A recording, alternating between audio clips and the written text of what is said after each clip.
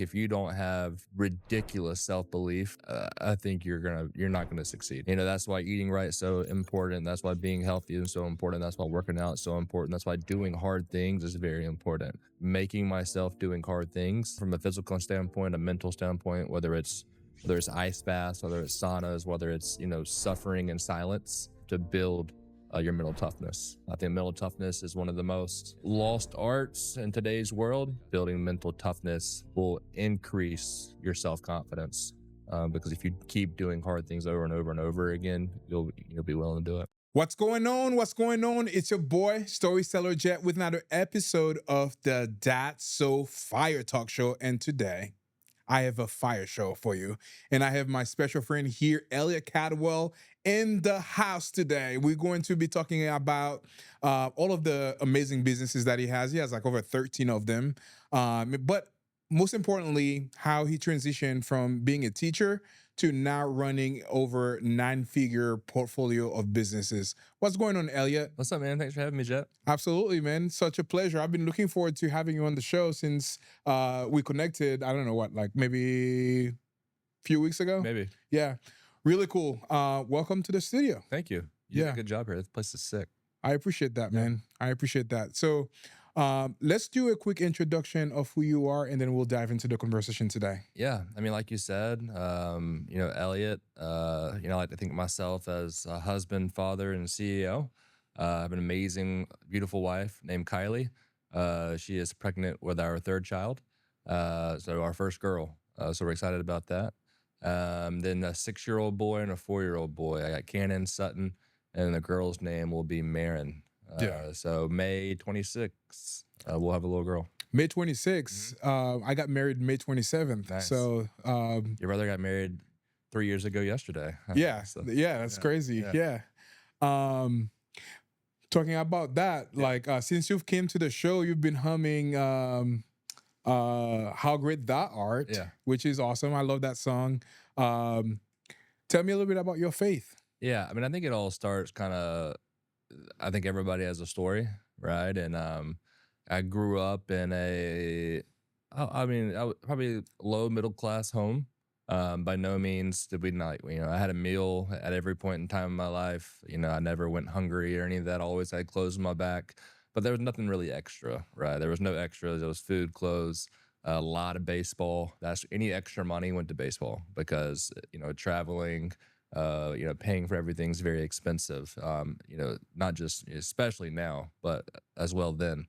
And home life was okay. My dad was amazing. Had some struggles, growing up. At an early age, my mom was diagnosed with schizophrenia, bipolar. Really? Yeah. So I didn't know it then, but Jesus was always with me. Even though I didn't know him, he knew me. And, I look back at those times, there was always a calm presence somehow. And in my belief, it was him. And so, the things he's gotten me through from then to now is just absolutely remarkable and unexplainable other than that. And so, that's kind of my story when it comes to that. Yeah, that's awesome. I always want to ask people about that because this is something that is, I truly believe all of the stuff that we see here in the studio have been a gift from God. Yeah. And whenever I get the opportunity to, share a little bit about my faith and other people's faith too, I always, ask them that question. Yeah. And hear a little bit about their journey as well. Yeah, our pastor puts it best. About 10 minutes up the road, Harborside Church, we go, and Kurt Parker's head pastor. And I was talking to him one time, and he said, we aren't visionaries. Like, God puts the visions inside of us, and it's our job to execute those visions with his help, of course. And so, fully believe in that. I mean, we can get into it as well with if you know me and knew me, like my wife knows me, like my close friends know me, like I'm not capable of building a $100 million plus business. Just like little old Elliot is not capable of that. And so there's got to be like some factors there that play into it as well. So yeah, awesome. So how did that, you just mentioned that you have over $100 million portfolio of businesses. How did that get started? Like, Yeah, so 2017 or 2016, I graduated from the University of South Carolina with my master's in teaching, and my wife graduated with her bachelor's in teaching. So in 2017 in Columbia, South Carolina, I taught ninth grade world history, or yeah, ninth grade world history, and then 12th grade economics at Lexington High School, and my wife was a sixth grade English teacher at Gilbert Middle School. And so, I mean, no one in our family has ever made six figures before in their life. No one's ever gone to do these crazy things. So I didn't have, like, I think most entrepreneurs, like, oh, I was an entrepreneur since I could remember. That wasn't me. Like, I was I grew up not expecting. I always wanted to play professional baseball, right? And then like the NCAA commercial, we all turn pro in something other than sports, right? And so just wasn't good enough on the baseball field to get drafted or make it to the next level. And so I thought I just wanted to be. I really love football, and so to be a high school football coach and teacher, and I thought that was going to be the case for me. First day of school, August of 2017, realized I didn't want to be a teacher my whole life the first day. And I'd like to learn more about that specifically. yeah, Why? What happened yeah. I mean, I for think, you to walk in and decided, okay, I don't want to be a teacher for the rest of my life? I think the compensation for the commitment weren't lining up, right? And I mean, you're getting there at 7 o'clock in the morning, and if you're a football coach, you're leaving at 7 o'clock at night. So you're putting in 12-hour days, and I made $37,000 a year with my master's, right? And so Wow.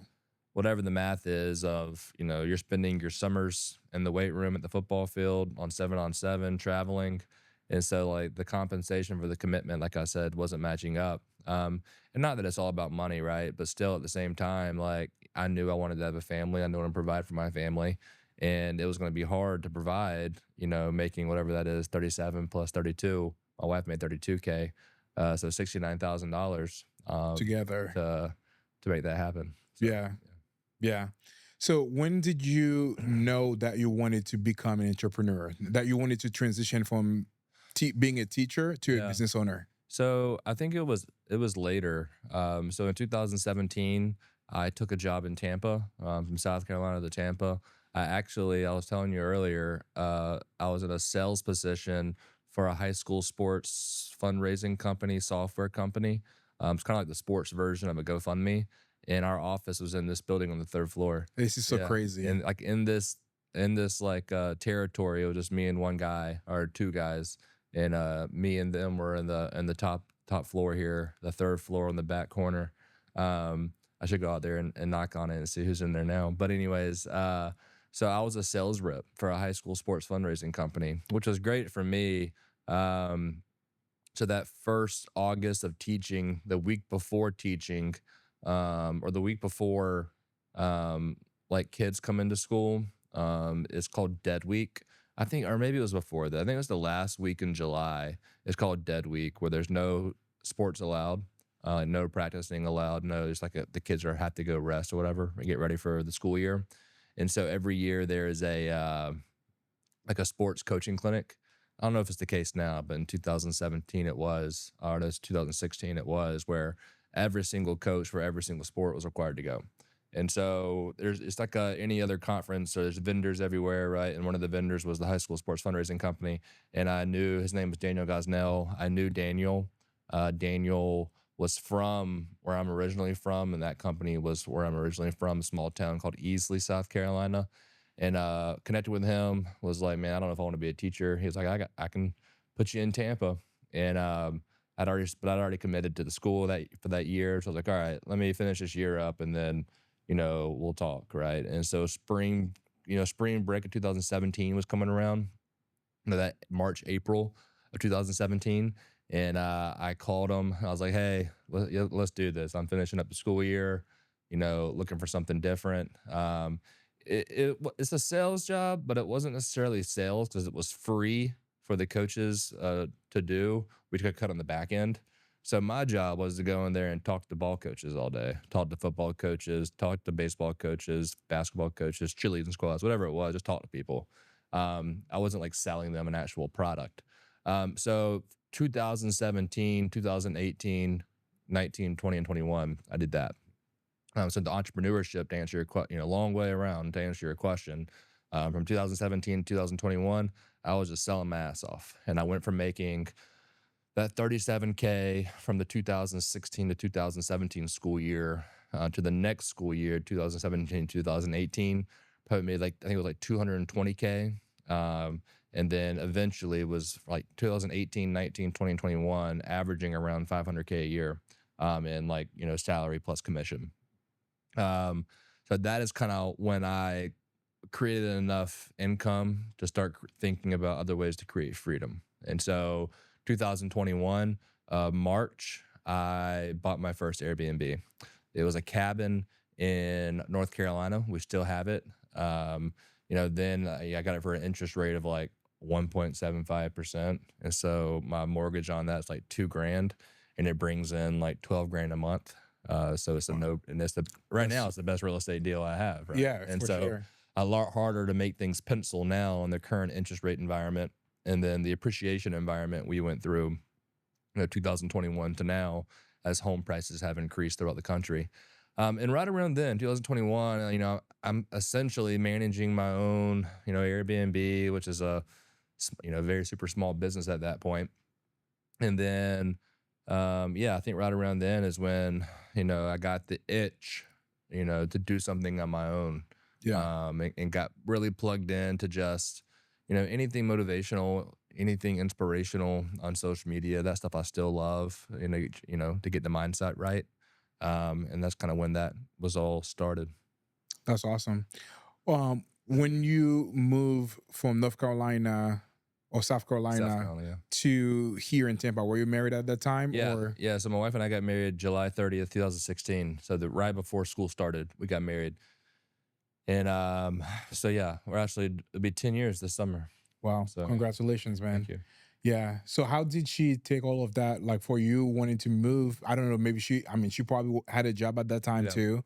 And like, how did you guys, I guess, decide to make that move together if she had a job and you were pursuing Yeah. something else? I think it's a God thing too. Like, it was an easy decision to make. I think we felt at peace. It also helped that my salary alone with the fundraising company was more than her and I made together teaching. It was like 72K salary. So like, I didn't have to sell anything. Now I'd get fired, but we'd make more than what we would make as teachers. So that helped, right? Because I think I had a goal to make 125K the first year, and I made 200K. I remember that summer before school started, we were with her friend in Atlanta, and her boyfriend at the time was like I think it was like a pharmaceutical sales rep, and he was making like, I think it was $110,000. I don't know how. I think the girlfriend told us, and I remember in my head thinking like, I'll never make $110,000. That's crazy, right? No one in my family's done it. There's no way I'll do it. And so it's fun to think about the limits we put on ourselves. But yeah, that was 2000. That was the fall of 2017. Yeah, I think there are some great lessons from some people that might be watching this right now. So a lot of us, like a lot of people, they put those limits on themselves, like thinking that oh, I can achieve I cannot achieve this, I cannot do this. What advice would you give to anybody that might be putting those self-limiting beliefs on themselves right now? Yeah, I think that's part of my story too. Where like, God, and like I said earlier, like if I can do it, anybody can do it. Where, I mean, of course, there's a lot of I would say lessons to be learned that I've learned, and some things I live by building, in building businesses. But I think if you don't have just like ridiculous self-belief, I think you're not gonna succeed. I mean, name any successful person in America, in the world, that's ever been successful. They had like almost like supernatural, like crazy self-belief. Like they shouldn't have had it, but they did. And so like I should never have like had the confidence to go do what we did. But somehow I did. And looking back on it, it was more a God-given self-confidence, and I probably shouldn't have had it, but I did. Yeah. Yeah. Is there a way, or what can you do to build that self belief? Um, I think we are who we think we are, right? And we are what we think. So getting every single negative thought out of your head. That's why eating right is so important. That's why being healthy is so important. That's why working out is so important. That's why doing hard things is very important. Within the last, and I've kind of just learned that in the past 6 to 12 months of making myself doing hard things, from a physical standpoint, a mental standpoint, whether it's ice baths, whether it's saunas, whether it's suffering in silence, to build your mental toughness. I think mental toughness is one of the most uh, lost arts in today's world. Especially in the young age that I'm raising my kids. Um, in today's world, we give kids too much, and we don't raise kids that have mental toughness. And so, by no means am I gonna like raise my kids in an environment where they're not loved and they're not happy and they're not. I want them, as they're older, to always want to come home. And dad was the best dad ever. But at the same time, prepare them for the real world, right? And building mental toughness. So to answer your question, I would say, building mental toughness will increase your self confidence, because if you keep doing hard things over and over and over again, you'll be willing to do it. Yeah. Yeah, for sure. Um, the entrepreneur journey is full with ups and Oh, downs. yeah. Can you share some of your hardest moment that you faced throughout your entrepreneur journey, and how did you come out of that? Yeah, I think I have a it'll come back, it'll continually come back to haunt me, but like I have a deep belief in people and trust in people. And I think, the problem there, you're gonna get screwed over, right? And probably about 2 years ago, I think it was summer of 2024. So coming on 2 years. We've only been a company since November of 2022. So a year and a half into that, I had a bookkeeper steal $50,000 from us. And Wow. so, I mean, I don't like everything we do gets audited from a financial standpoint, right? Like we obviously audit our own books and audit in third party audit our own books as we gear to any type of exit that we're get ready for. And come to find out, so she would send me payroll, and so I would look over payroll. At that point, call it 40 people. So I would see the transactions come out of the bank. Everybody's different, right? And so different transactions come out of the bank. And then she said, email me a report, but she'd email me a spreadsheet. And so what she was doing is paying herself twice. So it would say, her name, whatever it was, 4,000 or probably like 5K a month. And then that's all it would say, because she would go on the spreadsheet and delete the row that said um, the that second payment. And so she got arrested. I mean, I don't think you should steal from people, because you're it's going to catch up to you, Yeah, right? And for sure. so we had to hire a private investigator, because like the local police in this small town in Tennessee weren't very helpful, and the investigator wasn't very helpful. But I mean, it's 50K. It's a lot of money. I don't care who you are, and the principle behind it too, right? Yeah, And so 100%. I mean, I probably spent 50K in attorneys and PIs to get it back. But yeah, I think that was tough, right? I mean, you give so much to your team, and you pour your heart into your team, and you pray for them, and you love on them, and you give them every single piece of you. I tell my team all the time, like what my wife's not getting and what my kids aren't getting in terms of my energy and focus, like my business is getting everything. And so my team's getting everything. And so, that hurt, to pour so much into people, and love on their kids and pray for their kids and, do everything we're doing to try and build something special. And then someone to come, steal from you. That was tough. Yeah. Yeah. Were there any moments throughout your 13 different companies where, things were like extremely hard, and meaning like having like, that heavy burden on your shoulder? Like how did you, if you've had any of those moments, how did you come out of that? Yeah, I think I definitely struggled early with, um, because here's the thing: when I left like I said, like in my story, there's no one behind me that I can run to, right? It's all on me. You know, my dad, there's no trust fund to run to. There's no dad to run to with lots of money. My dad's great, but he's not by any means wealthy. So I can't run to anybody, right? And same thing, my in-laws are great, but I can't run to them for money. So it's all on my chest, right? And so I left a $500,000 guaranteed job for at least another 10 years, right? Which is amazing money and life-changing money to do a startup. And I mean, from November 2022 to July 2023, didn't make any money. You know, I mean, so for 7-8 months, $0 of income, relying on past money that we've made. At that point, we had like 7 Airbnbs that were significant cash flow, so that kind of paid for our bills and everything. So I would say early on, I struggled with the day-to-day pressure and anxiety of performing, and not just for me, but just like, I mean, I had a 2-year-old and newborn at that time, right? Yeah. I mean, I left the job with a 2-year-old newborn, and my amazing wife supported me the whole entire time. I think most wives would be like, hey, let's give it like 12 months and then let's go, do this, right? And so to make sure we have enough we can buy diapers and buy formula if we need it and whatnot. And so I struggled with that early on, but then kind of just came back into the reality that Jesus is going to take care of everything, right? And I mean, I still struggle with that today, right? I mean, like every business, like to have $100 million company, that's not like we're not bringing in $100 million of cash, every single year. What that is like we did about $15 million of EBITDA last year. In our market of our business, we can get a 10 to 15x on that 15 million.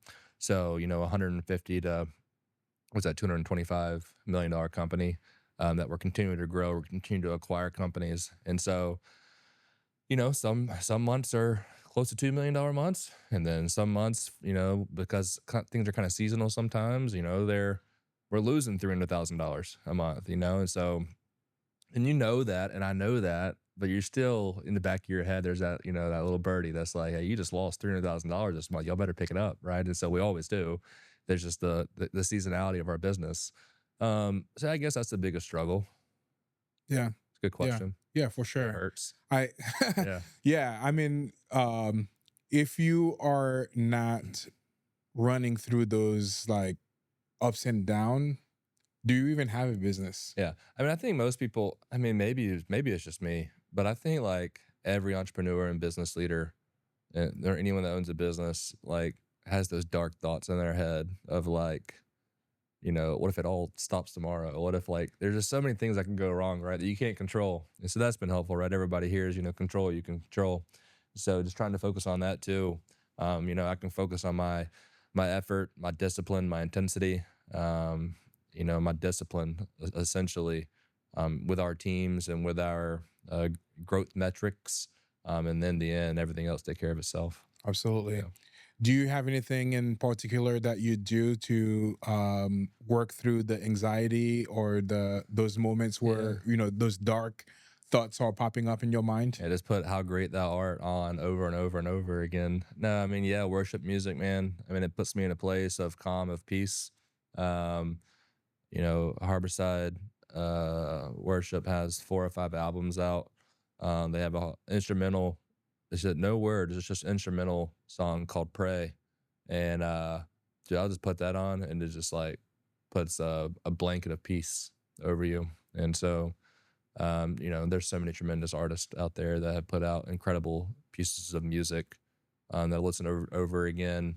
My best friend, his name's Hayden. He lives in South Carolina. He's a pastor. Just leaning on him for advice and mentorship. Just in the Word. But then also, the more practical things, more or less, working out, getting in the sauna, getting in the ice bath, doing hard things again, turning my phone off. We just went on a baby moon.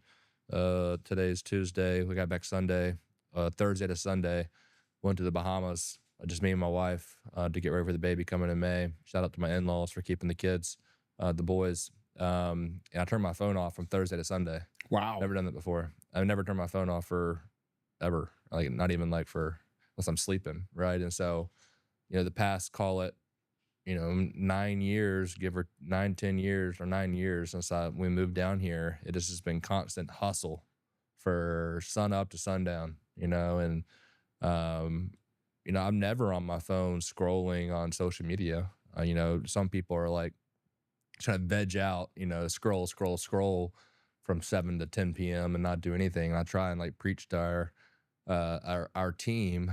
Like I'm just always working on my phone, Slack messages, emails, looking at bookings, whatever it may be. So getting away from that, spending time with my kids, and spending time with my wife, and focusing on them too, and giving them the love they deserve. Yeah. Those few Yeah. things. Yeah. So over that 5 days that you turned off your phone, can you share with me what did that do? How did you feel during that Yeah. time and after you were done with that? Yeah. Like, to walk me through that process, because that for me, I know that I'm not gonna be able to do something Yeah. like that. But what are some of the unintended benefit that came out of it after you kind of gone through that phone Yeah. cleanse? I think there's some personal things that I went through the past few days to learn from a learning perspective, but also a business perspective where um, it's so cliche to say something like you're only as successful as those around you, or how important your team is and all that. And I don't think we even get close to realizing that and preaching that to what it truly is, right? That I can turn my phone off for 3 days on a huge business that we have, and our C-suite can kind of run things. And it's like, hey, Kylie, my wife, her phone's on. If y'all need, and they all have her number. Like, y'all need anything, if there's an emergency, text her. Not a single one text her, right? I may have slipped her out with my wife's phone and texted Victoria to get some updated sales numbers, but that was it. I didn't turn my phone on once.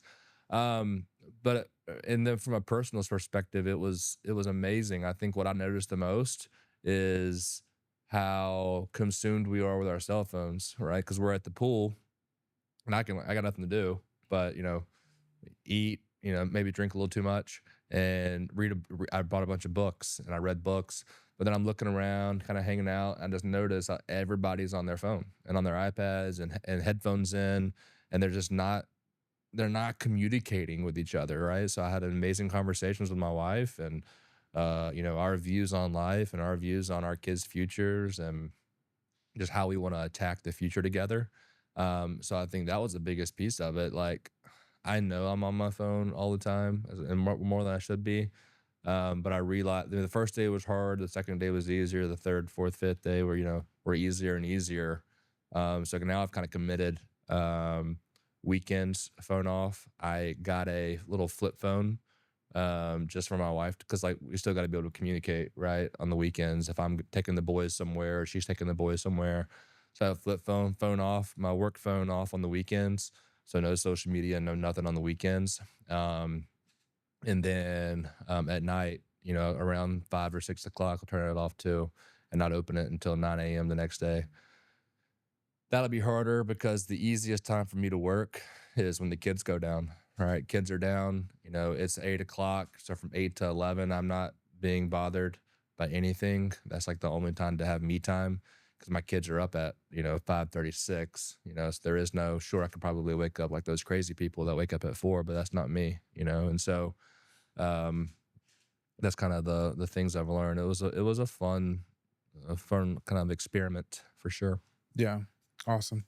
So you've built a massive business. What did it take for you to grow your business into like a $100 million portfolio? Yeah, so I own half the company. The other half's owned by my business partner, Michael Elefante. So when it comes to influence and monetize and scale, that was the other one. That's the third one, right? Yep, that's, yeah. I mean, he has done that, and I've learned from him from that, more than anybody in the short-term rental space. I think he has like 700,000 Instagram followers, over 1 million on TikTok, and all his content is only Airbnb. So just sitting back and watching like what he's able to do, top of the funnel, which he already preached to people as well. Like top of funnel, it's all him, right? Especially early on, not as much now, but early on it was all him. And that's been huge for our company from a scale perspective to scale quickly. I mean, it's only been 3 years, or this November will be 4 years, and so to go from zero to $50 million in net profit in a year is absolutely, Bananas. yeah. Well, and then two, it's been bootstrapped. No investors, no debt, no private equity, no venture capitalists, no family office, nothing, right? And so shout out to Michael. He's an our kind of values work well together too. Amazing husband, amazing father. And then he and I are best friends. And so that's been the first piece to it, top of the funnel. 2022 in November, we started as a property management company. I had at the time like 6 or 7 properties, and I think he had 6 or 7 properties, and we were both self-managing. And we're like, hey, we're tired, we're just, I DM'd on Instagram probably like a year before that, right? We were just friends.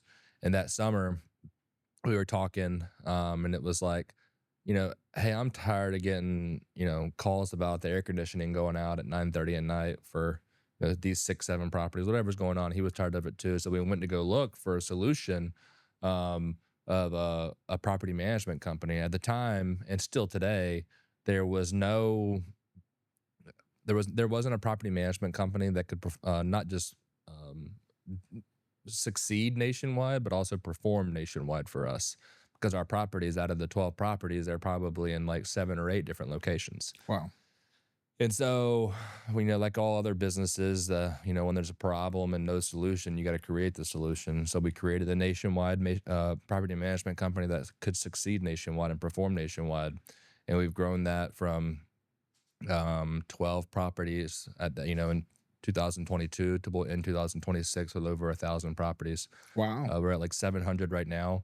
Probably 50 in onboarding, another 100 or so in like design and construction. So that'll be 900, and then we're 850 just at those. And so we'll add another 100, 150 this year. We were the fastest ever private company to 500 homes. We did it in like less than 3 years.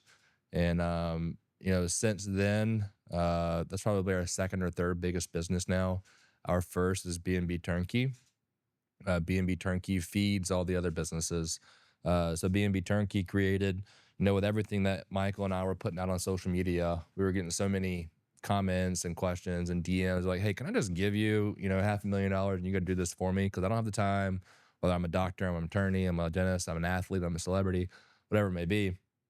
So can you just do it for me? And at the time it was like, no, we don't do that. Like, this is not something we do. But then 10 people ask, you got to start doing it, right? And so now about 30 people come through BNB Turnkey, and they use all of our services, from kind of coming in the funnel to going live and us managing on the back end and everything in between. It's all done in-house. It's the only of its kind in the country, which is good, because like certain parts of the process we have competitors, but we're the only ones that do the whole entire process, from finding the property, designing the property, adding all the amenities, adding the lazy river, adding the pickleball court, whether it's the new kitchen cabinets, whatever it may be, we do it all in house, and then manage the property in the back end.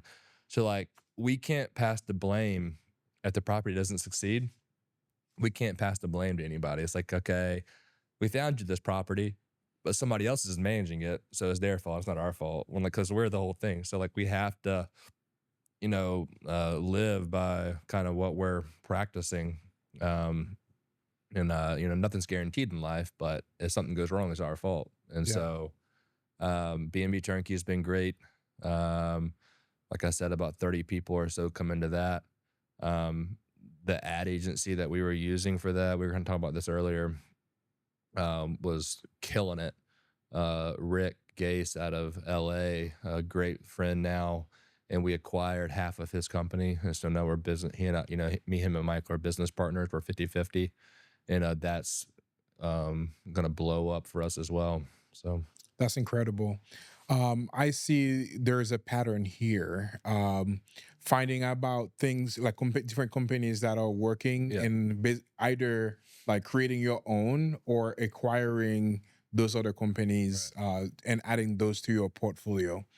Um, Why is that a great strategy to like hire, buy other companies and basically roll up them in your, bigger company? Yeah, I mean, for us, it's been like, for example, BNB Lending. We have our own mortgage company and lending company because we were referring our clients out to any and all, probably 3 or 4 lenders that we recommended. And then we go do the math. And it's like, hey, there's, $200,000 a month in commission that we're just giving to these people because it's, we're trying to take care of our clients, right? Why don't we just bring that in-house? And so, all right, then it kind of goes into, all right, what is the red tape about having a mortgage company, lending company, and all that, right? Same thing for the insurance company we have and creating, and same thing for, pretty much any company. There's always some regulation and red tape, right? That's kind of the first step. And then we have, I think, the problem that most people have is the top of the funnel, right? That's what we have figured out, right? Where if, like, for example, if you wanted to go start um, a construction company, it's like, all right, how do I go acquire clients? All right, we already had that, right? And so we just have to figure out the operations and the logistics behind it. And so it's been huge for us because then it turns into, like, to get into BNB Turnkey, it costs $20K. So if that's all we did, each client was worth $20K, right? But now they use all our other services with us. Each client's worth about $70K, not including the management on the back end. So we have like 2 business models going. We have the upfront fees, but then the reoccurring revenue on the back end. So, I would say average management property creates $2,000 to $4,000 of monthly reoccurring revenue. So, if it's $3K, so call it over a 12-month period, 36, plus that 70, each client, the first 12 months worth $106,000. And so, we only do our return on ad spend on that front end 20K, when we do like our ROAS and whatnot. And so, it's been huge, and allowed us, it's kind of like, it fuels everything else that we want to do. Like, you got to have money to go do this stuff, right? And go try new things. And so as we go try new things, we're so cash flow heavy that, like, me and my business partner, sure, we're taking money and we're reinvesting. Every dollar that he and I spend is for tax purposes. Long story short, using the short-term rental loophole, we are able to invest into Airbnbs and 100% bonus depreciate all the depreciation in that property. I'm about to put out an article, not an article, or a script for some videos, some content. I made $2.85 million last year. That's what we distributed, right? The business made more money and we reinvested that in some R&D and whatnot. But like me and my wife personally, 2.85 million. A doctor that doesn't do anything from a tax strategy standpoint or a tax advisory standpoint, if they go make $2.85 million, they're gonna pay about $1 million in taxes living in Florida. More if you live in California, live in New York, or more in these high, because there's no state income tax here. I paid $185,000 in taxes on that $2.85 million. Wow. So, over 80% deduction in taxes just by investing into Airbnbs. That's a huge part of what we do too. If I had to pick like one thing of who we are and what we are, we're a tax strategy company, because the best thing that ever happened to us was the big, beautiful bill in July of last year. It brought back 100% bonus depreciation for real estate. So if you have rep status, which is your real estate professional status, which is 750 hours of real estate work plus over half of everything you do, you can create that status. But that's hard for athletes and doctors and attorneys to get 750 hours and it be over half of everything they do. So what you can do is have 100 hours involved, the average stay be less than 7 days, and then we can't have anybody that's over 100 hours independently. As a group, we'll be over 100, but not independently. We won't have anybody over 30 hours, right? And so, we're a tax strategy company as well. We're actually starting business number 14 coming out any day now, tax advisory and CPA firm. Wow. Because same thing, hey, I need a tax advisor, I need a CPA. Hey, go talk to this person, talk to this person. Before we know it, we're sending out 30 people a month to these tax advisors, CPAs. All right, let's bring this on house. So, yeah. Finding all the other business that are ancillary to the core offer and that you would refer out anyway, and turn that into an additional service or things that you can provide to your customers. Right. Love it. Yeah. That's awesome. Is that 100% correct? Yeah. So a lot of people, they talk about focus a lot. You know, if you need to be successful as an entrepreneur, you need to focus. But for you, you are having like 13 different companies that Yeah. you are running. How do you do that? Yeah, I think you mentioned it just a second ago. Like, it's not like we're doing, all right, over here we got, our property management company for Airbnbs. Over here we're doing construction for multifamily properties, and over there we have a primary residence interior design company, right? Everything is hotels and Airbnb focused. And so um most of everything. We also recently started a HVAC company and a garage door company. So that's just in real estate in general, not just Airbnb. Um, so it kind of goes back to it's in one niche. So like I focus on the collective as a whole. Then we have leaders in the collective.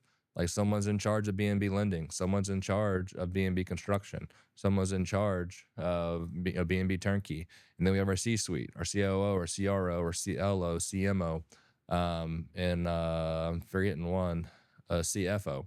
I might have said that already, but anyways, they're the best of the best, and I know every CEO says their team is the best of the best, but like, dude, I would fight for them. Like, and then like being a history buff, and mainly like military history buff, uh, I try to like, there's a fine line between like being disrespectful to the military and comparing business to military because they're not comparable, right? We all know that, right? I mean, shout out to our veterans and service members. I'm not trying to compare business to that, but you can learn a lot of things from the military, right? And one of them is the foxhole. Like in your foxhole, you want people that you can trust. You want people that are loyal. You want people, you don't necessarily care like how smart they are. Of course, they got to be willing to like learn, right? But like when it comes to IQ, EQ, and CQ, intelligence, emotional, and curiosity.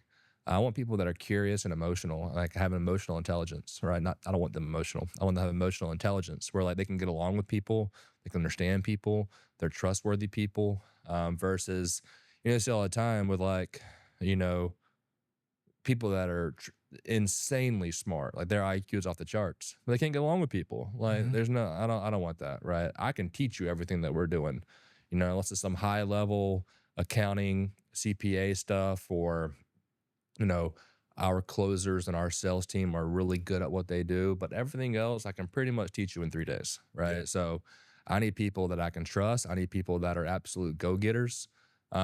Because you don't, especially in business, you don't lead by rah-rah. You lead by example. There's no, I mean, maybe in sports you can get away with some of the rah-rah stuff, but I mean, have you seen that attorney that he does like those, he'll start rapping on like the morning. Yes, Yeah. 100%. I Yeah, love it's seeing like, him. Yeah. yeah, he's funny, right? It's Yeah. all a show and it's all a game to to get eyeballs. It's funny, but like that's not how you lead, right? And so you lead by example. And so we just have an amazing group, um, that while I am focused on my wife and my kids, not a single person in our company outworks me. Right.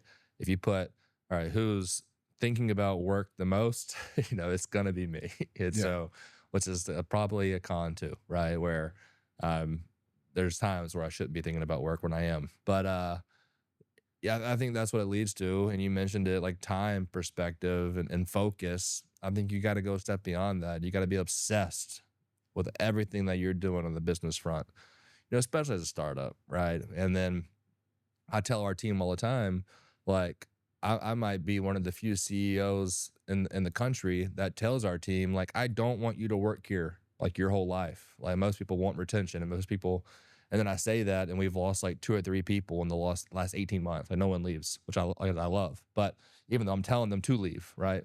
But I tell them to leave to go start their own business, because the only way to create freedom in your life is to be an entrepreneur, or be a passive investor into something and get lucky, right?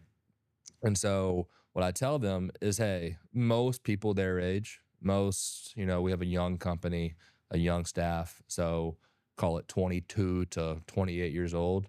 Most people in that age group are going to wake up, scroll through their phone, maybe grab some coffee, scroll, walk into work at 9:01, just in time, maybe 8:59. I doubt it, more like 9:01, because we have these people that do that, right? They come in at 9:01 and then leave at 4:59.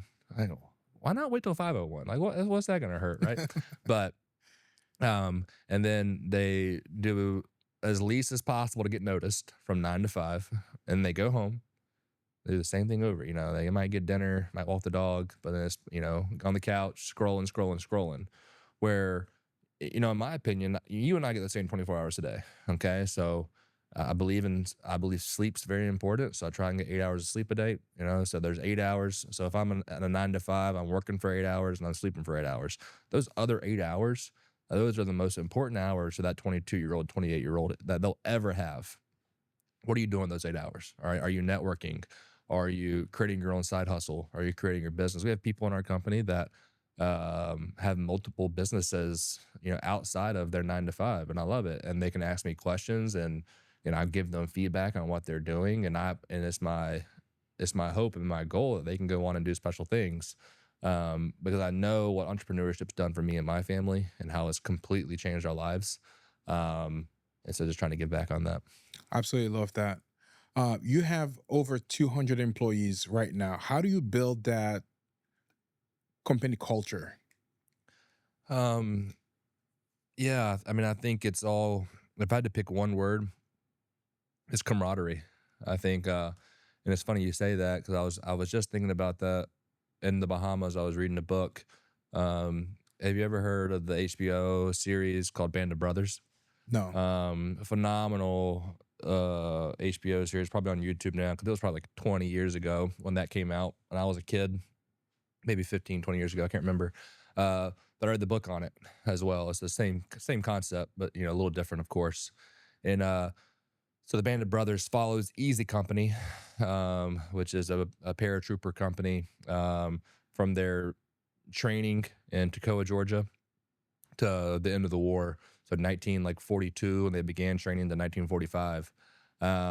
And arguably, of course, the author of the book calls it, the best company in all of World War II.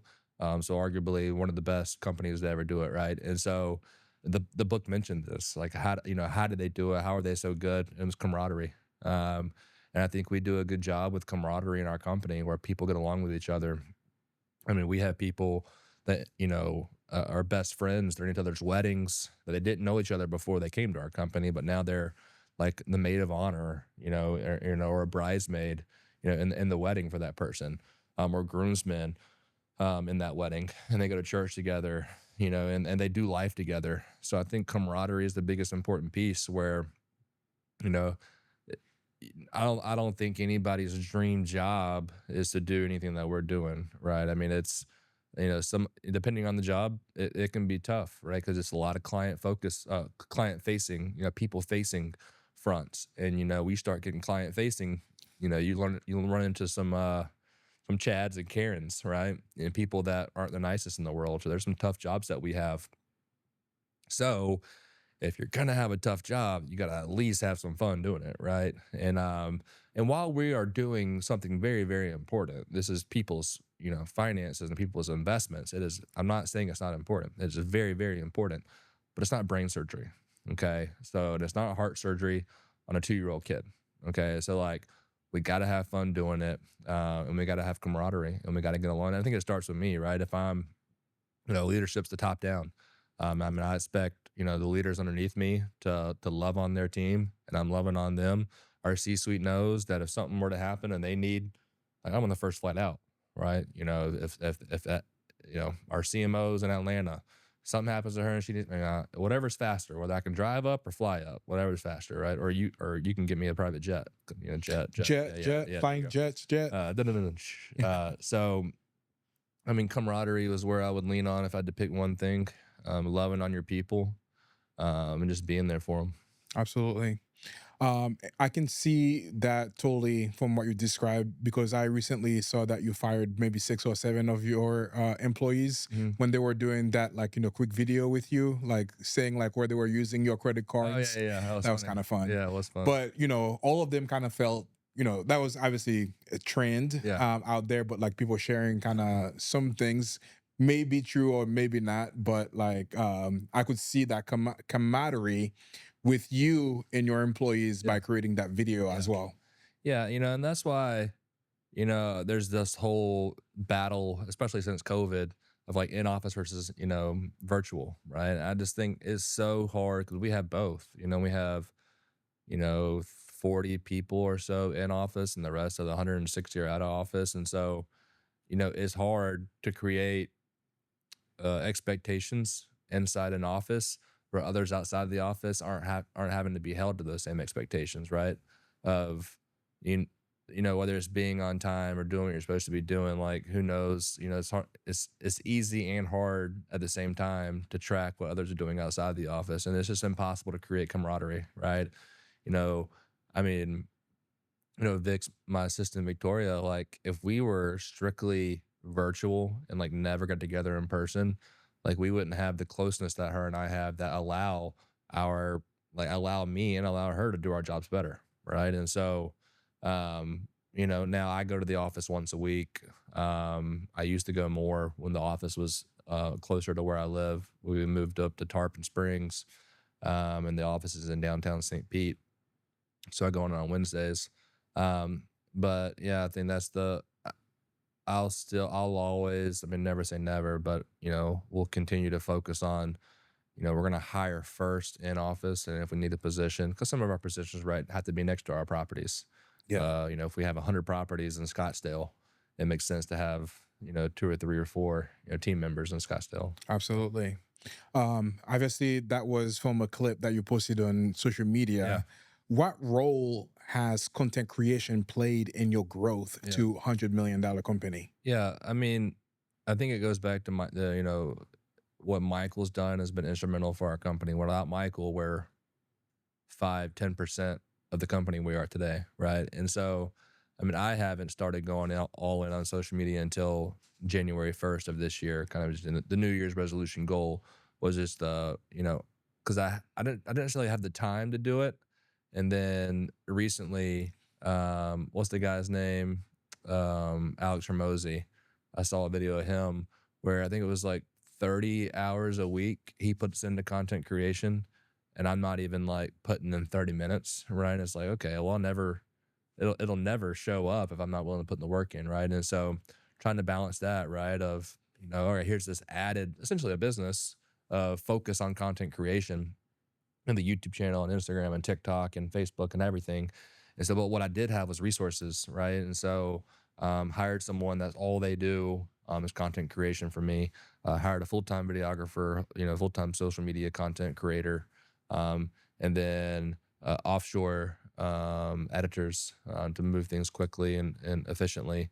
And so that's, it hasn't, for me personally, it hasn't, there hasn't been any fruit yet. We're still putting the roots down, still trying to grow. But I have seen what it's been, what it's done for Michael, and that's the main reason I'm doing it, right? It's because I've seen the opportunities it's created, just from what he's been able to do, and partner with people and partner with other businesses and affiliate deals, whatever it may be, business partnerships for random software companies, whatever it is.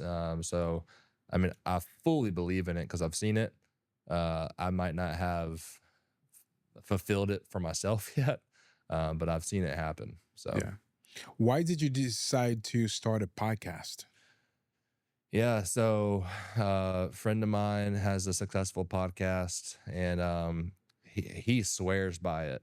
With everything he's doing, Instagram, Facebook, TikTok, like the podcast is where he gets the majority of his clients, because he has a high influent, a high affluent offer, right? And so like, where are like the rich people? They're on podcasts. They're not on TikTok, right? TikTok's where the young kids are. At least I'm not on TikTok. Maybe that means I'm old. I don't know. But my team was on TikTok for me, right? So I guess that matters. But yeah, just from people that I've networked with who have swore by it. And it's fun too. I really enjoy it. Especially, kind of guest to guest. And I've met some amazing people. People that I wouldn't have met unless they were on my podcast, right? And then we can build a relationship based off of common themes in each other's lives. So Yeah. What was your favorite show that you've had so far, and why? Man.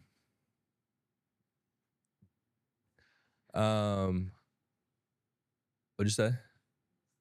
Oh, probably Julian Becerra. He's become a good friend. He started Overtime's Men Health, which is a peptide company, and like TRT company. Um, I think you see people on social media, and then like you create what you think they are as a person, right? And people could probably go on Julian's Instagram and be like, oh, this guy's a douche, this guy's this guy's that. But like, I mean, one of the most genuine good dudes you ever met in your life. And so I think that's why I like the podcast too, because you can really get into people's lives and like really, and then build a relationship with them, and then actually see who they are versus like, guessing what they are based off their Instagram. Um, but he's great. He's created an amazing business. He's created so much attention. With everything influence, with everything that we've mentioned. I think attention. If you can get attention on yourself, you can be successful on Instagram, right? And he's done some like more Florida boy stuff, and some very controversial politics stuff. Yeah, probably him. It's just an amazing story from he was selling solar door to door, to now running his own company. So Yeah. just a good dude. I like good people, man. Yeah, for sure. Yeah. If someone is on the fence of starting a podcast or a show, what would you tell them? I would tell them, don't do it if you're not willing to go all in. Like, don't do content creation. Don't do anything on Instagram. Like, either don't do it or you give it 0% or give it 100%. Because I've done both. I've tried like, I'll do a couple videos here, a couple videos there. I'll put 10% of my time, 20% in. No, you gotta go either none or all in. Just because the volume it takes to create successful content. And yeah, some people get lucky with like, a video goes viral or whatnot, and they get lucky. But I mean, the best way to do it, if you're gonna do it, is go all in. Yeah. What is the biggest thing that you think content creation has done for you since you started to focus on that? Yeah, I mean, we've definitely gotten sales. A guy, he was an attorney that was on the podcast, and I was on his podcast, and now he's a client of ours. Where like I didn't pitch him at all. It was just more like this, right? When I go through our story, and I'm saying, he's like, "Dang, that's incredible! Like, how do I get involved?" Right? And then it's like, "Oh, here's what we do. Here's what we do now." So he's a client now, and so that's been cool. I mean, I think he was the first. We've gotten a few clients from like podcast listeners, right? But he was the first like podcast guest that I didn't even pitch. It was just more than listening to our story, which is the best way to pitch somebody, right? And so um, probably that, but then also just the amazing people I've met. Like, who knows where the relationship with you and I will go, and then another mastermind I'm a part of. I wouldn't call it a mastermind. Maybe it kind of is. It's called YPO, Young Presidents Organization. What I like about it is a certain amount of revenue is required to get in, and then there's an age requirement. And so I met some amazing. That was a problem, and the only reason I looked into it because like all the people my age that are successful live in Hyde Park or live in downtown St. Pete, right? I got 3 kids. Like I can't be in downtown St. Pete or downtown Tampa. I'm out in the country, and so not many people are out in the country that are. I mean, all of our neighbors are, the average age is probably like 78, right? And so I was struggling with like, man, I wish there was like a group. And I was talking to a buddy of mine who is in YPO, Nick Friedman. He's been on the podcast, and he's a client too now, founder and owner of College Hunks Hauling Junk, and moving. They moved us. There's like one of the moving companies, over 200 franchises. They've been extremely successful. And so just meeting good people and quality people, because same thing. I mean, if you go look on Nick's Instagram, you might, who knows what you might think of him. But when you get to know him, like he's such an incredible human being. So just meeting people that are very special. Yeah. And creating friendships. Yeah, for sure. I was going to expand on something that you said earlier, which is podcast is the best sales tool that you can have. Who would like agree to sit with you and have like an hour conversation that is not sales? Yeah. Which is kind of like, perfect. So somebody mentioned that to me, somebody that has done some podcasts with like, some huge celebrities. And I was like, this is so true. Like you can sit and converse and not even thinking about sales, but that relationship that you're building with those people are Obviously for me, I'm not doing it for that, but but the relationship that you've built, like I had somebody a few weeks ago that came on the podcast that, did like $5,000 project with me, Yeah. s- otherwise I would not have met them from that. Some of them are expensive too. Yeah. Yeah. Like I haven't done any paid podcasts yet, or I've like paid to get on. Yeah. But I know there's like they'll go up. I mean, I'm sure there's more expensive, but like some of these bigger names, like 50K to get on their podcast. Yeah. 100%. And so, which is interesting. It's like, I don't know how I feel about that. Yeah. Yeah, I have a couple of friends that have paid that amount of money to be on other people's show, which is a little bit, crazy. But so I've been wanting to ask you this question about BNB investing. Mm-hmm. So what are some of the criteria for somebody that wants to invest with you? What are some of the things that you're looking for to get them to invest with you? So first and foremost, they have to be pre-qualified. Like they have to have 250K of investable capital. And so and I even tell my family that like, hey, this is awesome. How do we get involved? Like, well, how much money do you have to invest? Like, we have 100K. Well, wait until you have 250K. Because not because I'm a jerk, because it's hard to be successful with 100K in our game. The game's changed from 2021 to 2026 or 22. I mean, even last year to this year, it's changed to where it's getting a lot more sophisticated. And then a lot more money is coming into our space, whether it be private equity groups, venture capitalist groups, Blackstones of the world are getting involved. And groups like us who are like going all out. And then same thing, I get asked all the time, hey, I have $1 million. Should I do 2 at 500K or 1 at 1 million? And the answer is always 1 at 1 million. We make more money if you do 2 at 500, but I don't really care about that. Like the 1 at 1 million. The reason is because it's just barrier to entry, right? If this guy's doing 250, this guy's doing 300, but this guy's doing 1 million, they're going to create something extremely special. And it's kind of walking the walk and talking the talk too, where we did a property in Texas where we put a full-blown wiffle ball field on the property. And so it was 250K for all the turf that we did, for all the bases, the backstop, the fence. It was $250,000 wiffle ball field. And so all in on the property, we're going to be $1 million, right? But once you include the depreciation on the property and the amount of money you saved on taxes, that property is going to be about 400K. All right, so I save 400K on taxes on that property. It'll create about a 10% or so cash on cash return. The forced depreciation, I bought it for 900K. It appraised for $1.7 million when we were finished with it. So the forced depreciation was almost 100%. And then the natural 4% appreciation year over year that the real estate market's done in its course of history, it's been obviously more the past 5 years.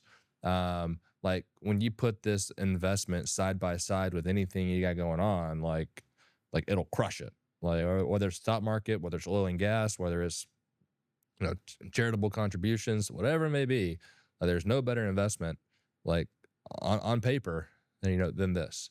And so for someone to work with us, they gotta have the 250K, and that's essentially it. I mean, have they're gonna go to a setter, they're gonna go to a closer.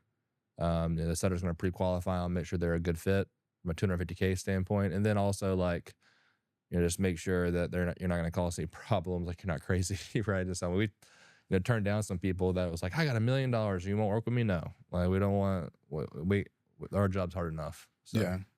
Yeah. We want your money. We want you to invest with us. We don't need you to invest with us. Yeah, absolutely. That's a good delineation right there for sure. So the minimum investment to work with you is 250K. Yep. So what are some of the biggest misconceptions that people have around BNB investing? Yeah, I mean, so it's funny. There's 2 sides of it, right? Where Airbnb is dead or Airbnb is successful. All right, I'm saying Airbnb is successful because that's where all my money goes, and I've seen it be successful, right? I mean, whether right or wrong, I don't have any single investments outside of short-term rentals. So, we'll see if I'm right or wrong one day. But then there's other people that will be like, oh, Airbnb is dead. Well, if you go look into those people on the back end, they're selling you a hotel offer. So they're only telling you Airbnb's dead because they're selling you to go buy Airbnbs, or they're selling you to go buy storage, right? And so I think you got to be careful of that, the misconceptions of, okay, why is someone telling me that?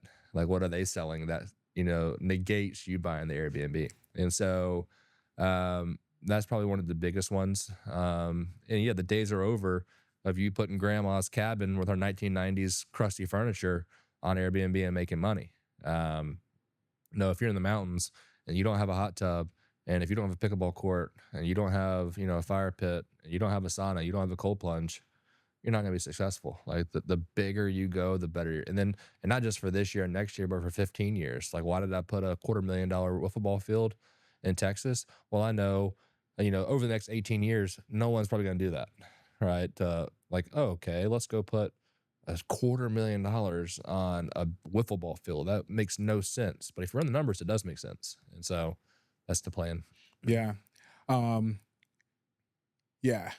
For a lot of people, when they think about Airbnb, they just like, think, okay, just like, that extra bedroom that they have that they want to rent, Mhm. or like, just like the extra rental Yeah. property that they wanted that has like, 2 bedroom. But you were thinking about that in a whole new level Yeah. by investing into the building and putting a bunch of additional amenities Mhm. to make it more attractive.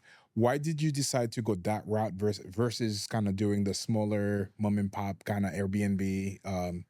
Yeah, I guess this is more bang for your buck, right? I mean, like the Texas property will do maybe even like $400,000 in bookings, right? So, you know, should I go do 8 properties that do 50K a piece and create 400 grand in bookings, or gonna do one property that's 400K? So, I'm gonna do the one versus doing 8x the amount of work to create the same money. And so, um, and that's probably the hardest part too, right? Is the from closing to go live, like everything that has to happen perfectly, from the construction to the design to the, like I remember when I bought my first property, it was 2021, so I had a 2-year old, and then Sutton was born, 10 months later.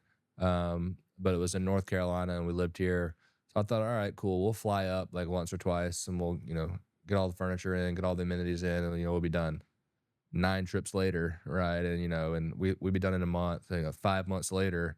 I mean, there's just so much that goes into it that you don't think about. And so that was probably the biggest mistake I made too, which is just an uneducated mistake of like not knowing what it takes from a time perspective, especially in a 2-year old. So like, he's not going to sit there all day and let you work, Yeah. right? He's going to demand attention, as he should. And so we're really working in the mornings and nights when he's sleeping or when he's napping, but then we're tired come night because we've been working or with him all day. And so it gets challenging for sure, which is why BNB Turnkey has been a good offer, not just for people, because even it's even hard for people that have time, right? Because even if I wanted to do it now, because I have freedom, but we got two baseball teams going on right now. I'm coaching both baseball teams. Wow. So like I can't miss, hey guys, I'm gonna be gone for 2 weeks while I go do this property. Like we got 3 games, in those 2 weeks. And so people have commitments, and so it's hard. Yeah. And I think it's also a fantastic idea because the people that actually is going to be booking those Airbnb are different to the standpoint, or they might not be as problematic, because like if you're doing a luxurious kind of Airbnb like that, Yeah. you're going to be attracting a better crowd Yeah. to rent those properties instead of like having to deal with a bunch of people that would. I was reading something a couple days ago, somebody that went to book an Airbnb and basically peed on all of the furniture and took it out saw and, that. and was selling Yeah, it. yeah. And obviously got booked. Yeah. But like you would not be dealing with those types of people that would kind of do things like that to your properties. Yeah, it's funny.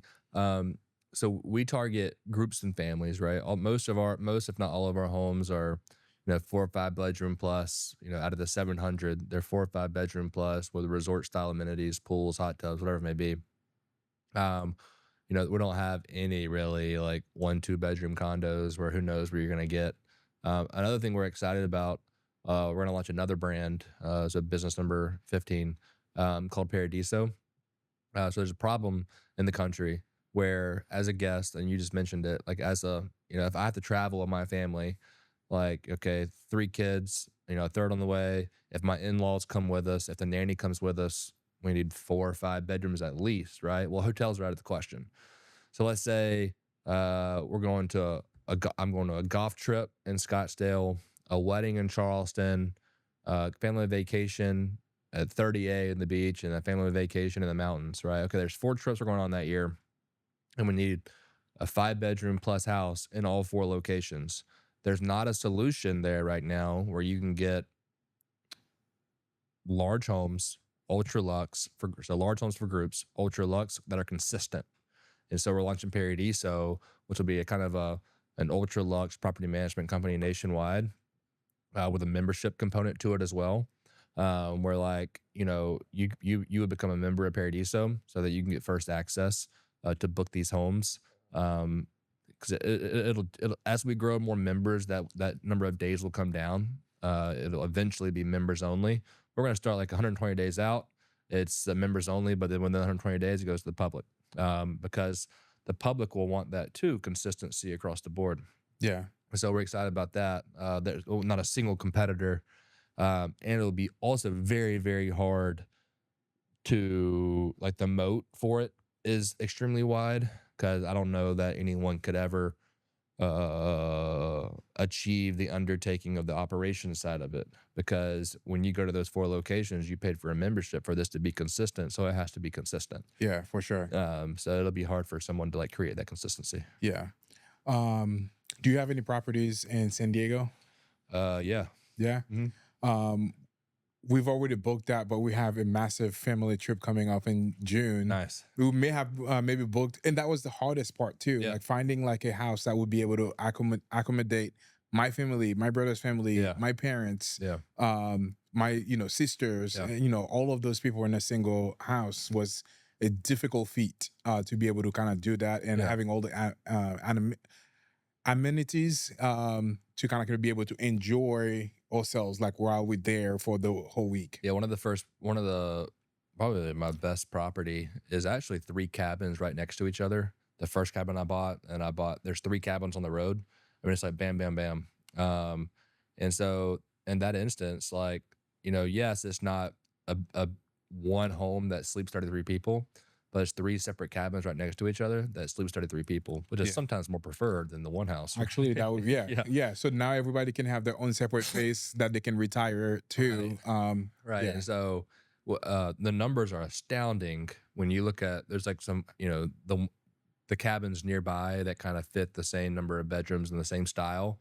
They're doing like, $40,000 to $60,000 in bookings. Where if you take all 3 cabins, because we have them listed independently, but then we also have them listed as 2s and as a 3. Yeah. So when you add them all up and then divide them by 3, it's like over $100K per cabin. And so, like, just the creativity with that, which is kind of, I wish I could take the credit for it. I just wanted it because that was like, I didn't want to have neighbors to deal with. So I was like, I'll just buy it and be my own neighbor, right? But then it kind of got lucky and turned into, and I was like, and we could also do with 3 cabin. It should go well, but like I didn't know it'd go this well. Yeah. So That's awesome. yeah. What advice would you give to anybody that is interested in investing in Airbnbs? Go all in, which I guess that's the continual advice. If you're gonna do it, go all in. And I wouldn't go in if you had less than 200K for sure, if not 250K. If you want to do it on your own and not pay our fees, you could do it with 200K. But go all in. It's hard to do and compete in markets. Not say it's impossible. I've seen plenty of people do it. But the barrier to entry is a big piece to this. And so kind of goes back, if you have $1 million, use all $1 million that you're willing, if you're willing to do that, versus doing 5 at 200, right? Just do the one big one, let it kill it. It's going to continue to print cash, and the depreciation on it's going to be insane. Yeah. If someone is interested in investing in Airbnb, why should they choose you? Yeah, I think we've made the mistakes that you're gonna make, right? And we have the expertise and the team behind it to perform. There's plenty of ways to do this independently, but if you have a busy schedule, if you are, there's two pieces of this. It's the cash flow piece, and then most important, in my opinion, is the tax side of this. Um, if you're a high income earner, whether it's W-2, whether it's 1099, or whether it's K-1, or any other form of payment, um, most of the time you're going to be busy, right? And not be able to do this on your own. Like, it's so hard to do on your own. It takes so much time. So I think, if that fits you, then partnering with us would be beneficial because we've already made the mistakes. We won't create the same mistakes you'll make, and you don't have to be as involved. Yeah, that's awesome. Um, Now, it's been such a great conversation, Yeah, man. man. So much that I wanted to chat with you about, but you've provided so much value already. So, I have the last part of the show that I always ask everybody the same exact questions.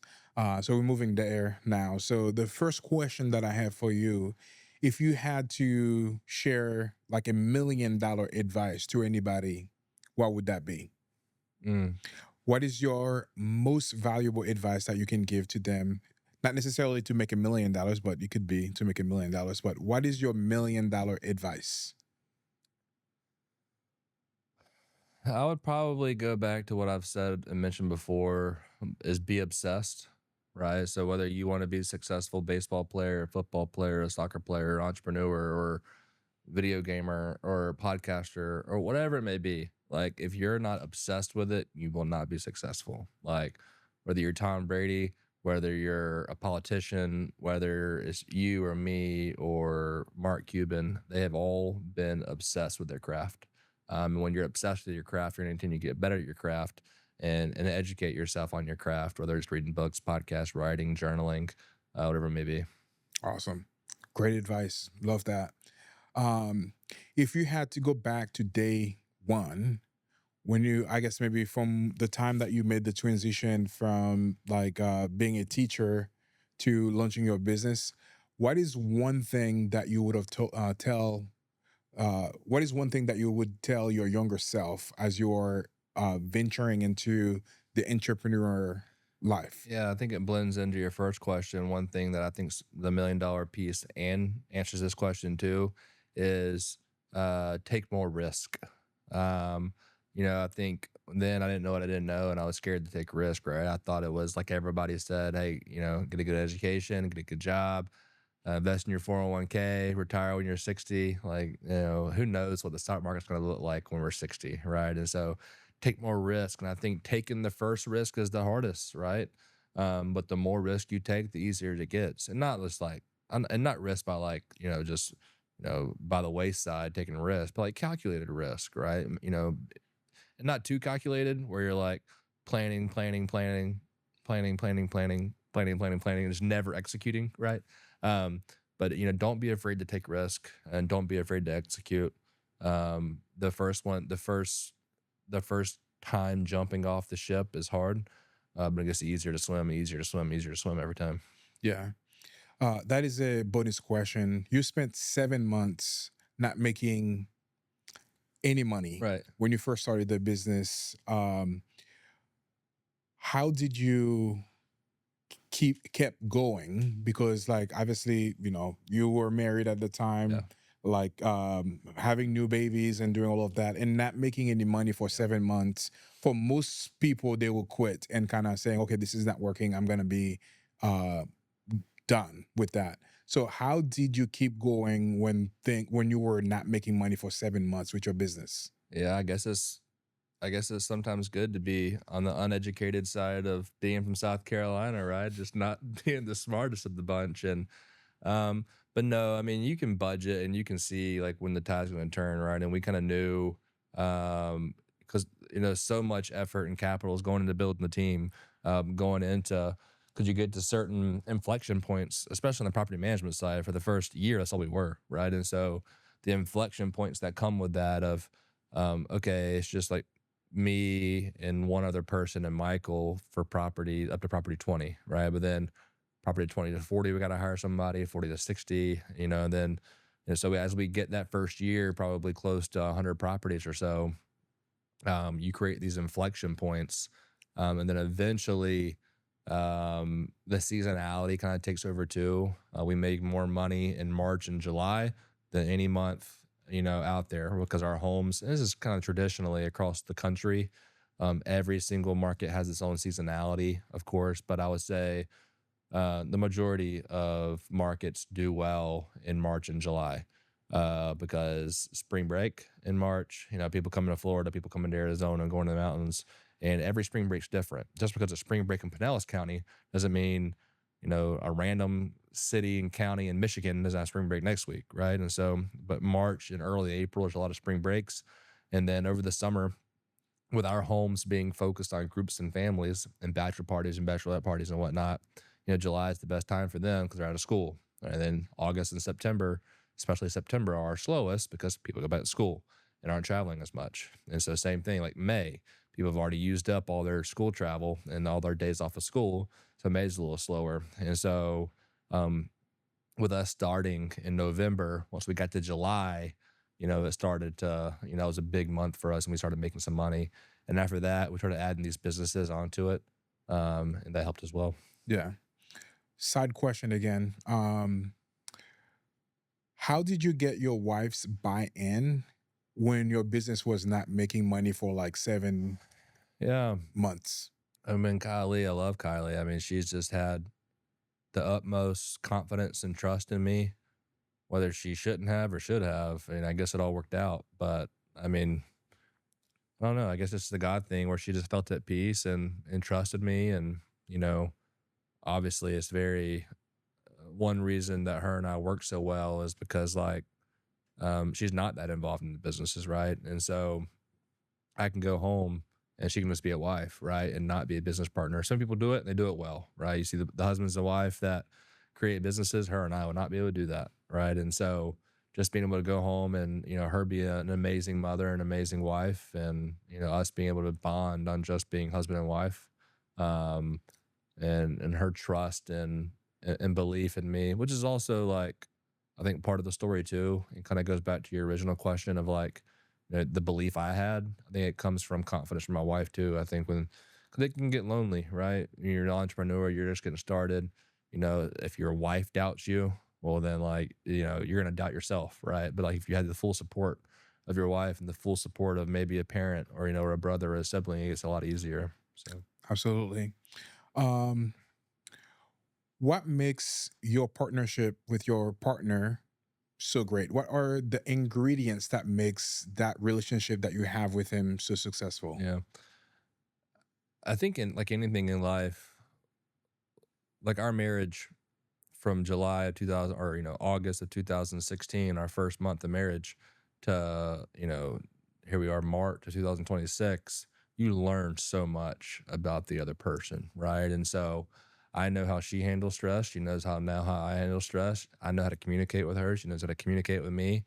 And so I think people make the mistake in marriage of trying to change the other person. The other person's not going to change. People can change, but they're still who they are is who they are, right? And so you have to learn that from them and be able to understand how to communicate with them and be able to understand how to work well together. I think that's a piece to it. I think, Jesus has been centered in our marriage. Did you know, fun fact, so 50% of marriages end in divorce. What percent of marriages get divorced when the husband and wife pray with each other every night? I would venture to say 90%. So less than 1% get divorced. If they pray, if you pray with your wife every night, you have a less than 1% chance of getting divorced. I meant 90% stays together. Yeah. But so that's another 9%. Yeah. Wow. Yeah. And so okay, God's not real. Well, then if you say that, he's at least a placebo effect, right? at the very least, placebo effect. And so we pray with each other every night, and it just, then there's a whole other thing of parenting that goes into it. Parenting's hard. Parenting's the hardest thing you ever do in your life. Yeah. It is by far. Running a business and what we do day to day is light years easier than being a parent. We used to be foster parents before we had kids. And I remember, so there were four siblings of this lady in St. Pete, and we took two of the siblings. And at the time, she abandoned all four kids. And I was like, how could someone do that? Right. But now I know what I know and have my own kids, and we have every single resource available. We got my in-laws, we have a nanny, we have Uber Eats, we have each, me and my wife, like we have each, like there's, like we have no reason to not succeed. And still sometimes it's like the hardest thing you've ever done. Okay. So then here's a lady in St. Pete, no job, government supported, four different fathers for all four kids. None of the fathers are around, no car, no family support. I kind of get it, right? I mean, by no means am I saying it's okay, but like I get it that like she gave up.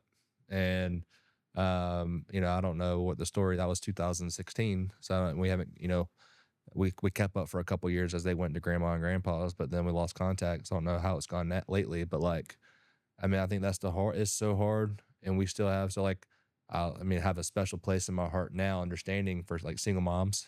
I mean, golly, and single dads. I don't know how they do it, bro. Yeah. It makes no sense to me how it's possible. Yeah. Yeah. So, what is the book or a person that has made the biggest impact on you? the Bible. Yeah. I mean, if you want wisdom, there are 31, I can't remember, it's 30 or 31 books in Proverbs. I think it's 31. 6 months out of the year, there's 31 days in a month. So go read Proverbs, the book of Proverbs, one book per day for a month. It's the book of wisdom, right? And I mean, I'll learn so much from Proverbs that I apply to my day-to-day life. That is a big benefit to, so I'll hit the Bible, and then any business book. God, there's so many. I mean, lately, I like books that I continually go back on and just like learn and like almost read over again, but at least go back and like, what did that say about that? There's a book called Unreasonable Hospitality, because as we're in the hospitality, hotel world, Airbnb world, the biggest thing the book preaches is basically essentially like what matters the most is doing more than what, from a hospitality standpoint, than what's required.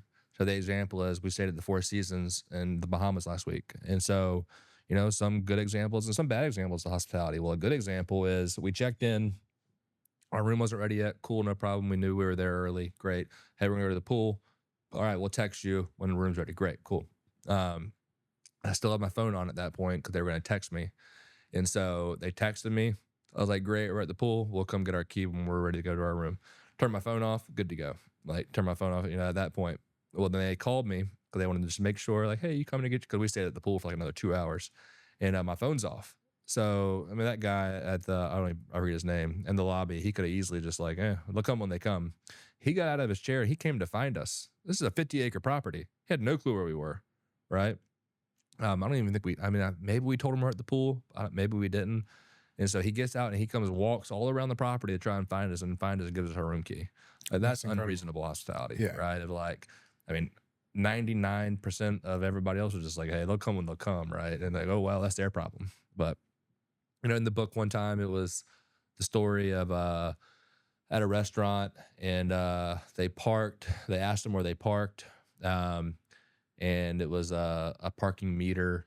It was like an hour only. They're like, hey, no worries. We'll go out there, around 50 minutes, and we'll put more money in there for you. Like, what restaurant's going to do that, right? The hostess says that. Yeah. And so I think just, doing the extra, what people aren't expecting. Yeah, that's fantastic. I love that. Yeah. But going back to the Bible too, books of Proverbs. Yeah. That is probably one of the biggest, and I've been starting to read that too, for me. And I think in Proverbs 2nd, it says that wisdom is probably like if you learn wisdom, like there's no reason why you won't be successful. You won't wisdom equals riches. Basically, that's kind of what it says in there. So I love your point about like, reading it every single day and kind of going back and back, because all of the wisdom and all um the knowledge from that is fantastic. Yeah, So yeah, thank you for sharing for that for sure. as well. Man, it's been such a pleasure having Yeah, you on the dude. show. Yeah, blast. For anybody watching this, do you have like any special gift for them, or if they wanted to kind of learn more about your business, Yeah. how can they do that? Yeah, if you want to DM me the word tax on Instagram, it's at Elliot Cadwell, 2 L's and 2 T's. Full ebook on how to save money on your taxes by investing in the Airbnb. Otherwise, like I said, on Instagram, Elliot Caldwell, and then the Rise Collective on Instagram as well. Facebook, TikTok, all the above. And it's the website's rise-collective.com. Boom, there you have it. Thanks so much for Yeah. coming on the show. It was a pleasure having Yeah, you. bro. I hope you guys learn a thing or two.